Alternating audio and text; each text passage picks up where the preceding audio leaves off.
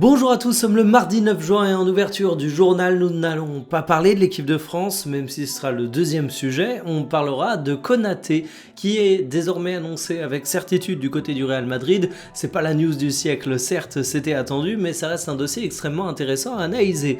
En deuxième sujet, l'équipe de France, donc son match contre l'Irlande du Nord, mais plus spécifiquement un focus sur Michael Olise, et je sais un jour il va falloir que je m'habitue à dire Michael, mais en tant que français qui s'appelle Michael, qui se prononce à la Michael, je suis un peu en mode j'ai envie de faire de la résistance en toute mauvaise foi. On parlera également d'Omar Hartan, si son nom ne vous dit rien, son histoire vous l'avez sûrement vu passer. On évoquera la prolongation de Olivier Giroud et la situation médicale du côté des Pays-Bas, deux sujets évidemment bien différents. Installez-vous confortablement et bienvenue pour le journal du jour. Un Français de plus au Real Madrid, ça faisait partie des promesses de campagne de Florentino Pérez. Il fallait attendre la réélection du président du Real Madrid pour que cet accord soit entériné, mais c'est désormais une chose annoncée dans tous les médias. Ibrahima Konaté va venir renforcer le rang des Frenchies du côté du Real Madrid. On parle d'un contrat de 4 ans et pour rappel, le joueur était libre de tout contrat avec Liverpool. À 27 ans, il partait et on sait que le Real Madrid aime bien être à l'affût des joueurs libres et forcément celui-ci était particulièrement intéressant pour le club espagnol. Alors Mourinho devrait également arriver, ça fera partie des autres changements à prévoir du côté du Real, et José Mourinho aurait réclamé un défenseur central supplémentaire et il aurait validé la piste d'Ibrahima Konaté. En même temps, on peut comprendre le Special One parce que quand on regarde l'état de la charnière centrale du Real Madrid, il y a beaucoup de commentaires à faire. Dean Huijsen, moi j'y crois toujours fort, mais il faut avouer que son année d'adaptation, sa première année a été un peu compliquée. Militao est souvent blessé, Asensio c'est pas Ramos Prime, Rudiger c'est ok tu l'as prolongé, Alaba va partir, Carreras il est là avant tout pour jouer latéral. Bref, si tu fais un petit peu le bilan de tout ça, c'est très léger pour un club comme le Real Madrid qui est censé être présent en Coupe, qui est censé être présent en Champions League, qui est censé être présent en Liga. Ils essaient de tout gagner et là t'avais un petit problème quantitatif mais aussi qualitatif. Konaté devrait résoudre tout ça, c'est un joueur d'expérience, j'en parlais il y a quelques jours, c'est à la fois une garantie pour l'avenir parce qu'à 27 ans t'es jeune en tant que défenseur central, mais aussi pour le présent parce qu'il a montré d'excellentes choses sur les terrains. C'est peut-être pas sa meilleure saison du côté des Reds à l'image de son équipe, mais on va quand même pas abuser. Par rapport au nom qu'a le Real Madrid, ça reste un apport qualitatif qui est absolument incontestable, un très beau coup du club espagnol donc. Est-ce qu'on peut arrêter de faire semblant sur qui est la vraie star de l'équipe de France? Parce que pour moi c'est clair, c'est Olise et il n'y a absolument aucun débat possible. On va me parler du passif, de l'histoire, du statut, des performances en club. Oui, évidemment, il y a des choses comme ça qui peuvent nuancer le propos, mais si on fait un petit peu le total de tous ces arguments, Olise il est loin devant. Alors oui, Kylian Mbappé il a un statut particulier, il a le brassard de l'équipe de France, de capitaine, c'est également un joueur qui met une quantité astronomique de buts du côté du Real Madrid, mais Kylian Mbappé, il ne fait entre gros guillemets que marquer des buts. Je dis pas ça pour réduire son importance, c'est ce qu'il y a de plus dur dans le football, marquer des buts, et Kylian Mbappé en met une quantité absolument astronomique et sans comparaison possible. Mais en équipe de France, on sait que Kylian Mbappé, il amène aussi des contraintes tactiques, c'est pas le mec qui va le plus défendre, c'est pas lui qui va créer le plus de déséquilibre, c'est pas lui qui va être le plus impliqué dans la construction, donc finalement, il est parfait dans son rôle, mais il est quand même assez situationnel et limité dès qu'on sort un petit peu des demandes classiques de marquer des buts. On peut me parler d'Ousmane Dembélé qui est un joueur ultra complet, mais Ousmane Dembélé, c'est une immense frustration en équipe de France. Moi, je voudrais bien le considérer comme la star des Bleus quand il sera capable d'enchaîner 3 matchs, même pas aller 2 matchs niveau Paris Saint-Germain, mais avec la tunique de l'équipe de France. Parce qu'aujourd'hui, la réalité de Dembélé, c'est ça, c'est que c'est un joueur qui n'est pas au même niveau en sélection et en club.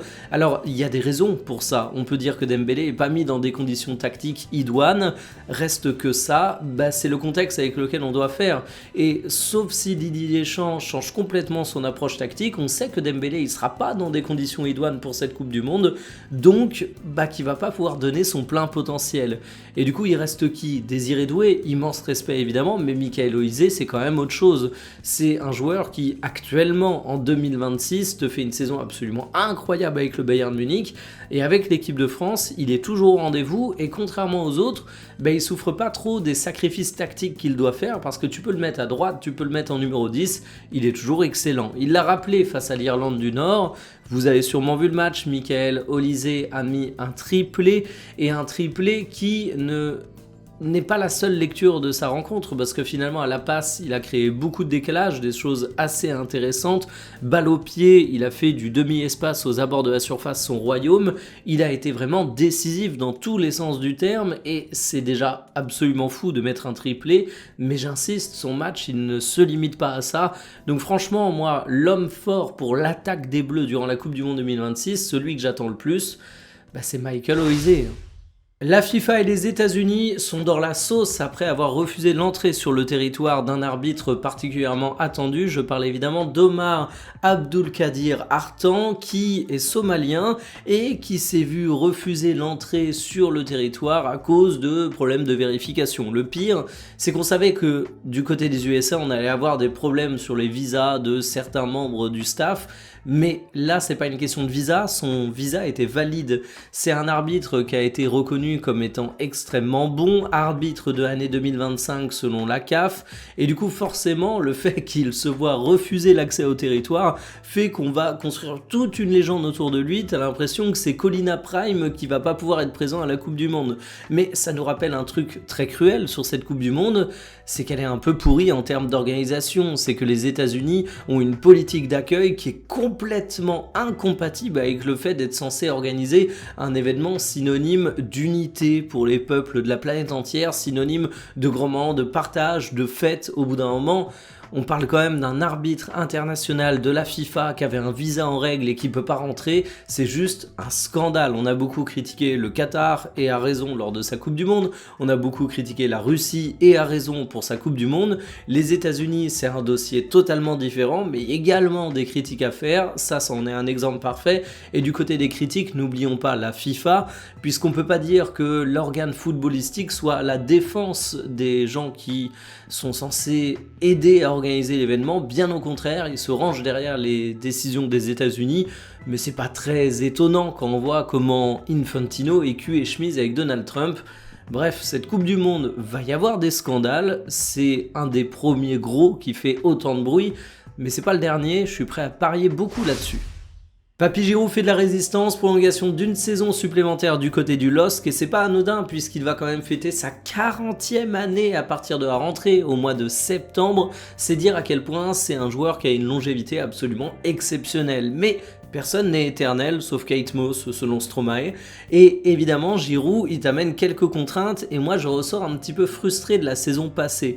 Il a eu beaucoup de temps de jeu, comme vous pouvez le voir, 2446 minutes, 11 buts, ce qui est pas trop mal, mais en fait il n'était pas censé être autant utilisé et titulaire. Igaman s'est blessé, Fernandez Pardo a été bougé relativement tardivement, ce qui fait que tu as eu souvent Giroud en seule vraie solution aux yeux de Bruno Genesio à ce poste de numéro 9, et qu'à mon sens ça l'a pas mal desservi, parce que Giroud c'est un joueur âgé, Giroud c'est un joueur d'une certaine stature, qui est grand, qui est lourd, qui a besoin de temps pour récupérer, et en fait, tu t'es rendu compte que Giroud, il a simplement pas la capacité physique pour enchaîner, et Giroud aujourd'hui, c'est un joueur situationnel.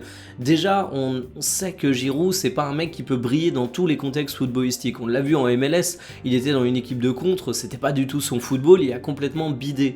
Mais en plus de ça, Giroud aujourd'hui, à 40 ans, c'est un mec qui ne peut pas tout le temps être titulaire, donc à mon sens, il a sa place dans l'effectif du LOSC, mais je suis pressé de voir comment Davide Ancelotti va le gérer, parce que finalement c'est un joueur qui peut être utile, mais c'est un joueur qui peut être une lame à double tranchant si il est utilisé dans des conditions qui sont pas hyper bonnes. Je vois cette prolongation d'un bon oeil, mais j'attends de voir également si on a des fuites côté salaire pour Giroud, parce que son rôle est amené à diminuer dans l'effectif, donc logiquement son salaire devrait suivre la même trajectoire. Reste que 40 ans, toujours en Ligue 1, j'ai envie de dire bravo monsieur, un exemple pour plus d'un footballeur. Définitivement, les Pays-Bas ne sont pas épargnés par les blessures, c'est une catastrophe la manière dont ils se présentent à cette Coupe du Monde. On a Timber qui s'ajoute à une liste de blessés qui comprenait déjà Xavi Simons, De Ligt ou encore De Vrij, c'est une dinguerie, ça fait 3 défenseurs d'ampleur internationale qui sont absents, et Xavi Simons, ça fait quand même partie des noms qui ressortent le plus quand on parle des grandes stars de ce pays de football. J'ai envie de dire bonne chance à Coman pour organiser tout ça, mais malgré tout, les Néerlandais ont une très belle équipe, on a eu l'occasion de le voir victoire face à l'Ouzbékistan, une petite victoire de 1, mais quand on regarde la compo, ça montre quand même des noms qui claquent. Van Dijk, Reinders, De Jong, Dumfries, Gakpo, c'est évidemment très très fort, mais imaginez la même sélection avec les absents qui cette fois seraient présents, ça aurait une toute autre allure, et du coup, je sais pas ce que vous attendez des Pays-Bas au cours de cette Coupe du Monde 2026, mais de mon côté, j'ai un petit peu du mal à mesurer mes attentes. Ça aurait été une équipe au complet, j'aurais dit qu'il faisait partie, peut-être pas du chapeau 1 des favoris, mais un petit peu derrière. Là, en soi, ça va être assez compliqué avec autant d'absents de briller, et surtout, même si tu arrives à faire un bon parcours, tu auras cette frustration qui te dit « Ah, si seulement on avait eu tout le monde, on aurait pu faire encore mieux ». Du côté de l'équipe de France, il y a beaucoup de débats, il y a beaucoup d'interrogations, mais on peut quand même s'estimer heureux. On a assez peu de joueurs qui sont absents, on n'a pas eu de gros blessés durant le rassemblement. Ça, c'est déjà une victoire mine de rien et le Pays-Bas le rappelle. Terminé pour le journal du jour, pendant qu'il y a une tempête qui s'abat au moment du tournage, je sais pas si vous entendez la pluie battre sur ma fenêtre, le sujet de l'après-midi est évidemment fixé, vous l'avez déjà deviné j'imagine, c'est le match de l'équipe de France face à l'Irlande du Nord, mais on va également faire un bilan entre guillemets global de ces matchs amicaux avant l'attaque de cette Coupe du Monde, et je me demande même si je vais pas avoir un angle très spécifique. Je vous ai fait un sujet sur la star offensive de l'équipe de France, Michael Olise selon moi, et j'ai un peu envie de m'interroger, et je pense que ce sera l'angle de la vidéo. Est-ce qu'on surcote pas un petit peu l'attaque de l'équipe de France? Alors l'idée c'est pas de dire qu'on a des mauvais attaquants, parce que là tout le monde sera d'accord sur le fait qu'on a de très bons attaquants, mais on le rappelle, les meilleurs joueurs font pas forcément les meilleures équipes, c'est une question de complémentarité, d'équilibre, et là-dessus plus ça va, plus j'ai des interrogations, mais vous savez comment ça se passe en France, on est soit dans la surconfiance, soit dans l'excès de doute. Bon, on va essayer de trouver un juste milieu, mais peut-être que je doute pour me permettre de mieux accepter une désillusion dans, je sais pas évidemment, mais en tout cas c'est un sujet intéressant footballistiquement parlant, je pense. Rendez-vous donc aux alentours de 17 h, qui fait bien votre journée, salut.